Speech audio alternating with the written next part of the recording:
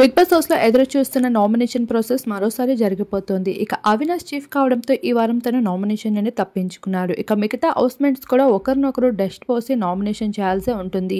అయితే ఇక్కడ కొన్ని డస్ట్‌బిన్స్‌ని అయితే ఎదురుగా పెడతారు. ఈసారి హౌస్‌లో ఉన్న కంటెస్టెంట్స్ మాత్రమే కాదు, బయట నుండి కూడా కొంతమంది ఎలిమినేట్ అయిన కంటెస్టెంట్స్ హౌస్ లోపలికి వస్తున్నారు.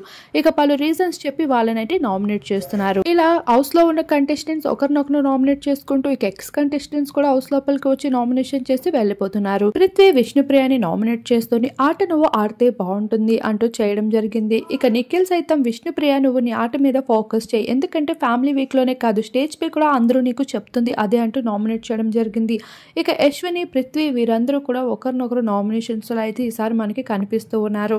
ఇలా మొత్తానికి గౌతమ్ కి మాత్రమే అప్రిషియేషన్ ఎక్కువ, నామినేషన్ తక్కువగా పడుతూ కనిపించేశాయి. నాబిల్ గౌతమ్ ని నామినేట్ చేసుకుంటూ రావడం జరిగింది. అందరికీ తెలిసిందే ఇప్పుడు నాబిల్లే కాకుండా హౌస్ మేట్స్ అంతా కూడా గౌతమ్ ని కాస్త అటాక్ చేసే అవకాశం ఉంది. ఎందుకంటే తను ఇప్పుడు మంచి మెజారిటీ ఓటింగ్స్ తో కొనసాగుతున్నారనే విషయం ఫ్యామిలీ వీక్ ద్వారా అందరి కంటెస్టెంట్స్ కి తెలియజేసుకుంటూ వచ్చేసారు. ఇలా హౌస్ లో అయితే అవినాష్ తప్ప మిగతా హౌస్ మేట్స్ అందరూ కూడా నామినేషన్ లో ఉన్నారు.